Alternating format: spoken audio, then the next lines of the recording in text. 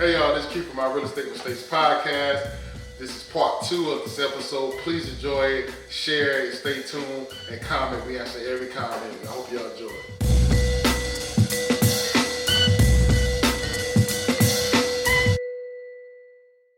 Taking that experience and experiencing with that, what John did was John left and went different places for work. So John has recently came back, and kind of tell him your first kind of, you've been back since when? So we left Texas right when school got out, so about 1st of June. Yeah. So kind of tell about your Texas story, how you went from purchasing a property in Texas and taking that money from that property in Texas, and kind of what you did in that transition coming here. Okay, so basically, me, my wife, and my kids, we was moving from So John Richmond, is the Virginia. married one, not the crew. Facts. Yep. So we was leaving Richmond, Virginia. We were moving out to Dallas, Texas. So we were looking at it like, hey, we don't know nothing in Texas. Should we rent? But then, of course, you know, the business mindset took over, and we were like, nah, we're not losing no money for a year, because the type of houses that we would rent out there was going to be $2,800 a month. All I can see is I just blew $30,000 plus, right? So we decided to buy a house, and we actually ended up moving about 45, 50 minutes outside of Dallas because it had the cheapest property taxes. People don't know. They think, oh, Dallas, no state income tax in Texas. I'm going to have so much more money. They kill you in the property taxes. If you own property in Texas, you're not winning. So property taxes out in Texas, in Dallas, is like 3.8%. So I looked for the county that had the lowest as possible. So I ended up finding a place in Waxahachie. It was about 3.2%. What was the name of that place? Waxahachie. He even sound like you from Texas saying it. Waxahachie. It was a cool little spot. It made me feel like I was in Orangeburg. Agreed. You know what I mean? And that's what I was going to do, like a comparison. It's about 45 minutes away. Yeah. I kind of felt like I was moving from Columbia, traveling there in that area, but it was brand new. Yeah, so we bought a brand new house, you know, nice area, all brick, subdivision, about 3,400 square foot. Stayed in it about a year. We caught the market when it was hot, and we did extremely well. So fast forward back to June, we moved back to South Carolina. So our approach was we can either go and find a house that was similar to what we had in Texas, or, you know, we can take the smarter approach, which is try to double it up, right? So we decided, hey, let's buy 2. Yep. So we moved back. We bought 2 houses in 30 days, one for us to live in to take advantage of primary financing. We're going to stay in that for a little bit and then roll that into a rental. And then the other property we bought that just rolled straight into an Airbnb. It's a really nice setup, 3-bedroom, 2-bath, which we actually just completed that project and got the photos back today, matter of fact. Yeah.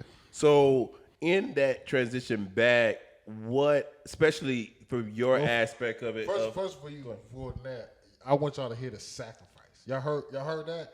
Like, y'all don't understand that he left a 3,400 square foot home and sacrificed. Him and his wife decided to sacrifice for a little bit, get a smaller home. Shout out to her to agreeing to that. Yeah. And see, that's what I was going The with. partnership is Shout out to her to very agree big. in The that. partnership is very big. So he that's- sacrificed, and he bought, instead of buying a one big major home, he bought a nice home for his family, and he bought an investment home. So that's what my biggest thing is, that we giving you from a single male perspective. Exactly. He has to do a lot more thing, because not only he has a wife, he has actually kids that he has to make sure they're good. Got too. 2 kids. Yeah, so definitely kind of say how that conversation was, because someone has to be on one accord. Like for our situations, a lot different is because I just wake up and do what I want to do. I got you. Yeah, so yeah, All I want kind of your perspective on that. So I can break this down very simplistic, right? So my wife and I, we agreed when we got together that we was going to structure our life a certain way.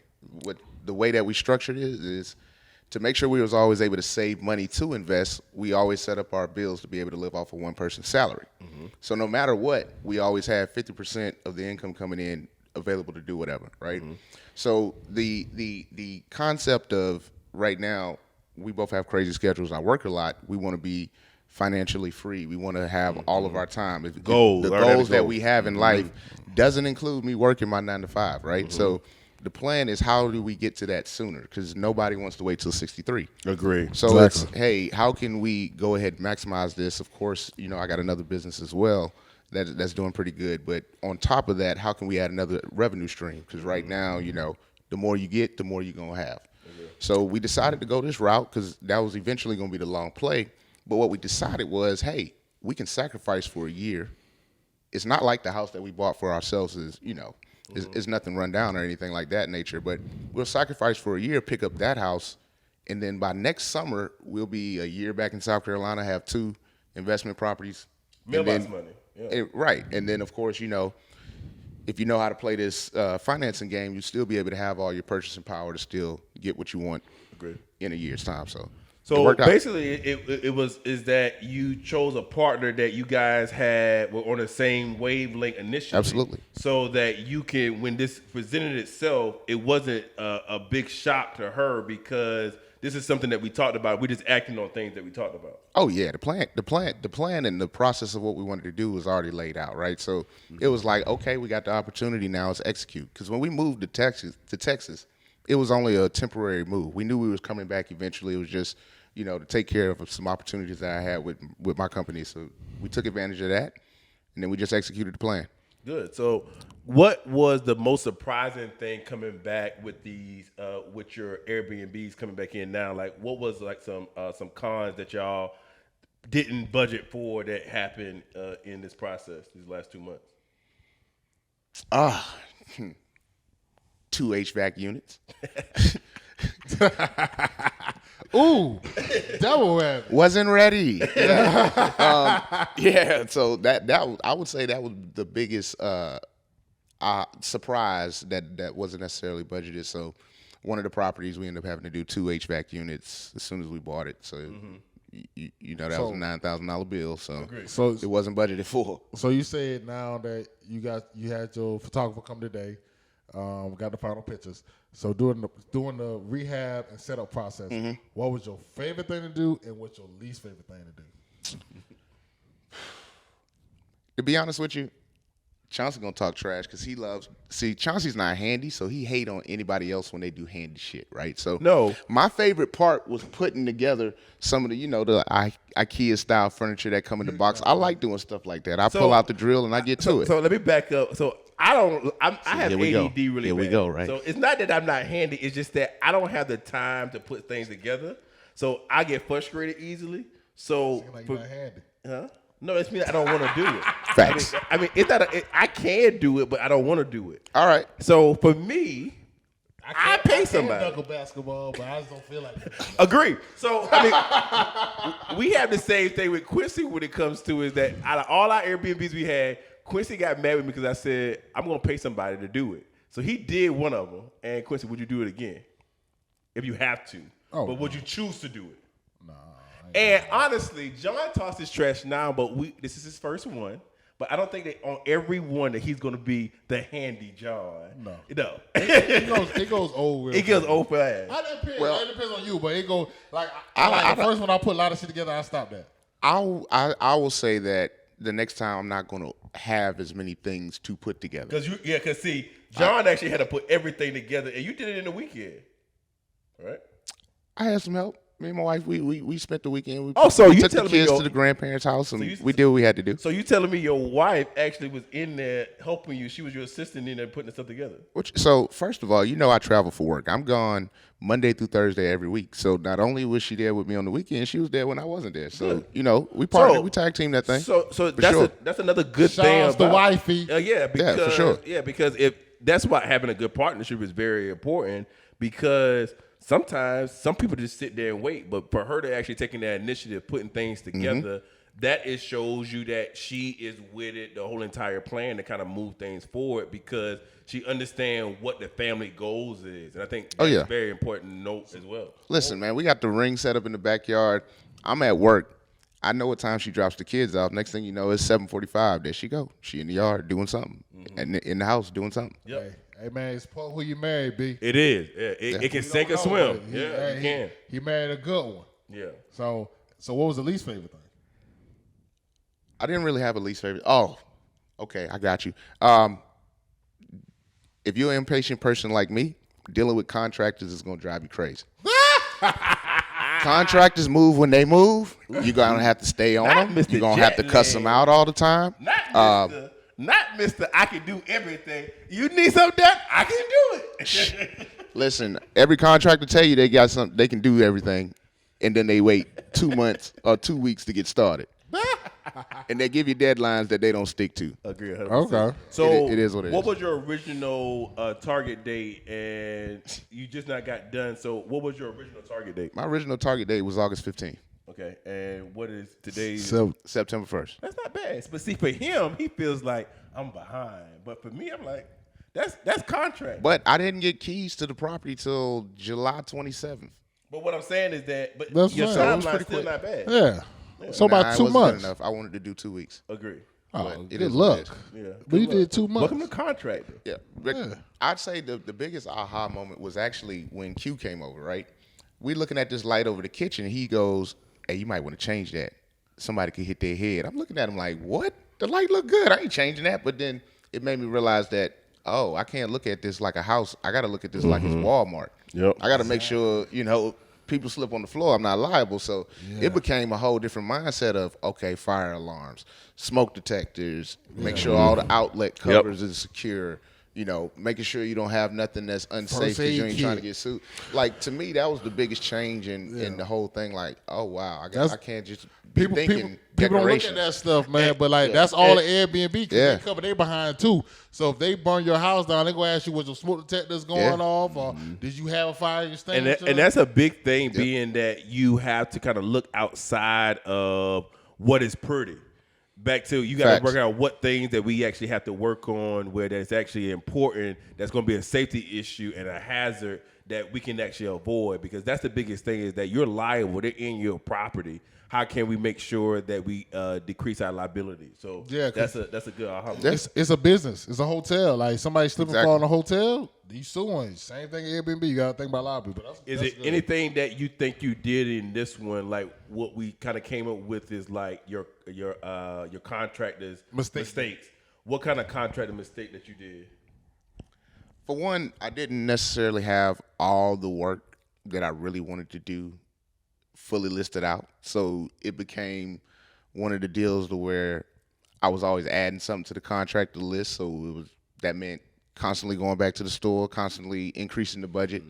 But really it was just, I would say, not making sure that the contractors were going to be sticking to their timelines. I'm a big stickler for timelines.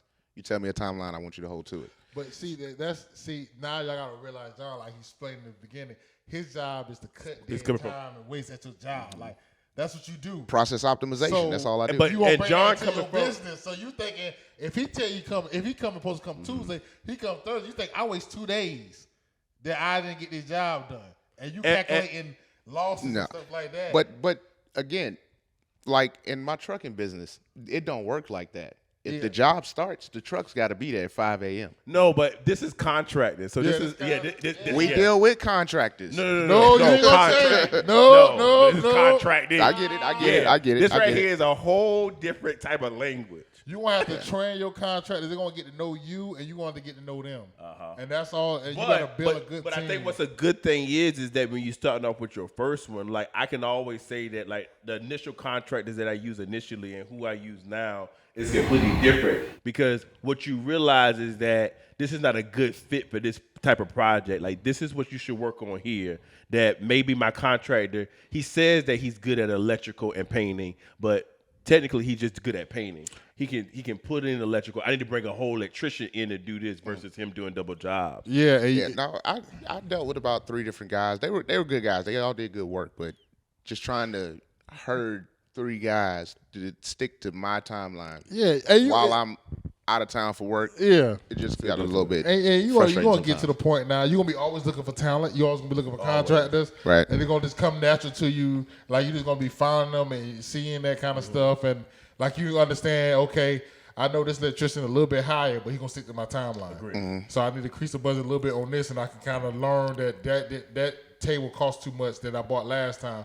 I can kind of skim on that. You would learn how to adjust them numbers and stuff. So what was your initial budget with renovation and actual furniture, and then how much over did you guys go? Dang, you just assumed he went over, huh? Oh, I know. Look, cause I've been getting the calls, and I know how budgets work, and I know that budget went over. I'm gonna have to swag a number because to be honest with you, it's not as if I know the number off the top of my head. We just did What what it we feel needed like? to What do. it feel like? Easy, it feel like about 2025, Okay. and I probably was thinking 15. Okay. Okay. Okay. Yeah, but you know No, but what we that's- did, I like everything we did. Yeah, But Okay. I mean, only thing I don't like is the count. is the what the count? The Countertop. counters? Yeah, don't do that again.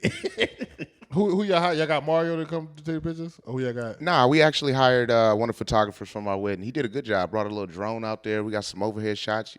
Y'all gonna like it. Okay. Yeah, All right. So y'all when y'all planning to put it on Airbnb tomorrow. tomorrow? Okay, good. Okay. So the good thing about them is that I was telling him from my timeline that was really good is that we have parents weekend coming up for USC, which is going to be probably triple the I think price. it's like October 13th. I think it's September, the third weekend in September. Oh, yeah, look at it. Whatever. good. we- Yeah, but see, now what y'all want to make sure that y'all kind of do, because see, John is doing it himself. They're going to do it. What y'all want to make sure that y'all need to do is get. not exactly. No, but what I'm saying is that you're not going to use like a system where they're going to say that you have scarcity. And you got Airbnb system. Yeah. You don't Airbnb doing national. Like they're not a local system like that lets you know that kind of stuff. So what I'm saying about that is that if you put yourself on the market tomorrow, right, and you don't have the system, because I don't know what it is, because we don't know, but it's something that we have that would notice that this market this weekend does not have 3-bedroom, 2-bath available, that this weekend here, it should go up 4 times as much. So what I'm saying is that you have to implement that immediately. I got you. So when you put that in there, I don't know what the weekend is, but I think it's a third weekend, because in my head, I got to have my stuff done on my latest one by Friday because I want to catch that weekend. So just make sure you do that weekend. And also, my biggest thing is that what we learned from our past year is that I don't want to book out 12 months in advance, because what you're going to also see is that they're going to pick up graduation for next year already too as well. And that's Before you another adjust thing. the price. Yeah, so adjust the price on those 2 weekends exactly. Yeah. So, man, we're proud. You got we definitely you got your proud. first one done, rehab, and all taken. On And I think Airbnb. you want to give him that they came back and decided to do 2 of them at one time. How was that transition of moving your whole entire family back and doing these things at one time? I mean, it had no choice but to be stressful. Not exactly. It had a couple stressful moments, but we planned, man. Like that's one of my brightest skill sets. I plan. Okay. So outside of maybe one little hiccup when we were moving, everything was smooth. Good. So everything that's was not planned. bad to say you come back into place in June and come back and have 2 investment properties. I always say that you got to commend yourself on that actual transition and that actual movement and putting the stuff on the market and about 15 days behind. So, yeah, my biggest thing is that. Yeah, so our last question, we're going to let you go, John, is basically, we do this a lot, so we don't know, like, the hiccups or fears of a first-time Airbnb person. So to our audience, just tell them what your advice you would give them to get in it and to watch out for. What any advice you would give them to start getting Airbnbs? Don't have no fear. Okay. At the end of the day, if you look at all the studies, real estate is 90% of all millionaires achieve part of their wealth through real estate. It's one of the safest vehicles you can invest in. So don't be scared. Jump in it. If it means you got to go all in, because it's not gonna wait for you. But he gambles, so you better be careful with him because he don't mind putting everything on all black because he's a natural gambler. I feel that. You go all in. Like, what you got to lose? Scared money don't make no money. That's the truth. That's how I live. Yeah, so that concludes my real estate mistakes. Definitely, you want to give out your channel, or you want to give a shout out to the best travel agent in the world. Give it her channel of who actually doing it, because she probably has some updates on y'all journey with Airbnb on there, right? Yeah, no doubt. She's definitely going to do a recap, but as you mentioned, I was definitely going to get that plug. I don't have anything for you to follow myself personally, but follow Curated by Kayla ITA. like Chauncey mentioned, best travel agent in the business. She done help both of them out. Yes. And if you know them, you know they're very particular. So if she can satisfy their needs, I am not a guarantee she can satisfy your needs. She does it with a smile. Yeah, she does it with a smile. Yeah, no doubt. I am very demanding. Without a joke, I get to see it firsthand, right? I get to see all the effort she putting in, all the time that she does to go through and go Shout the out extra to my mile travel for her. agent. Yeah, shout out to the travel for a agent. customer. So And honestly, yeah, the travel agent coming in on the plug because I mean, initially, I had no expectation for her to save me any money, and off the plug, she saved me $1,000. $1,000. Yep. She definitely saved. She saved me $3,000. Agree. So that's what I'm saying. So we definitely appreciate you coming to the podcast. And we leaving for Thailand in 2 weeks. We be back in like 16 days. Like that. Yeah, just like that. So I get to take advantage of it both ways. But curated by Kayla, ITA at on Instagram, at Gmail for email. Hit her up. She'll get with whatever type of travel you need. Perfect. So definitely hit Kayla up. And again, that concludes my real estate mistake.